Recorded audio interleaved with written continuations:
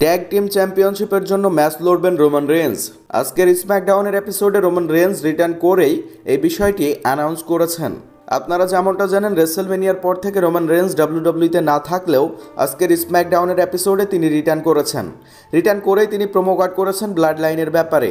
তবে এইখানে সব থেকে বড় যে বিষয়টি ছিল সেটা হচ্ছে উসোসদের আর সুযোগ দিতে চান না রোমান রেন্স, বরং উসোসদের জায়গাতে রোমান রেঞ্জ এবং সোলো সিকোয়া মুখোমুখি হবেন স্যামি জেইন এবং কেভিন ওয়েন্সের বিরুদ্ধে আনডিসপিউটেড ডাব্লিউডাব্লিউই ট্যাগ টিম চ্যাম্পিয়নশিপের জন্য night of champions premium live ইভেন্টে। অর্থাৎ রোমান রেন্স তিনি এখন ট্যাগ টিম চ্যাম্পিয়নশিপের জন্যই ম্যাচ লড়বেন, এমন কিছুই তিনি আজকে স্ম্যাকডাউনে জানিয়েছেন। আর এই বিষয়টি বা এই ম্যাচটি ডাব্লিউডাব্লিউই ম্যানেজমেন্ট সাথেই কনফার্ম করে দিয়েছেন আনডিসপিউটেড ডাব্লিউডাব্লিউই ট্যাগ টিম চ্যাম্পিয়নশিপের জন্য রোমান রেঞ্জ এবং সোলো সিকোয়া ভার্সেস কেভিন ওয়েন্স এবং স্যামি জেইনের মধ্যে। তাহলে কি রোমান রেঞ্জ তিনিও ট্যাগ টিম চ্যাম্পিয়নশিপ জিততে চলেছেন? কি মনে হয় আপনাদের? কমেন্ট করে জানাবেন। ধন্যবাদ।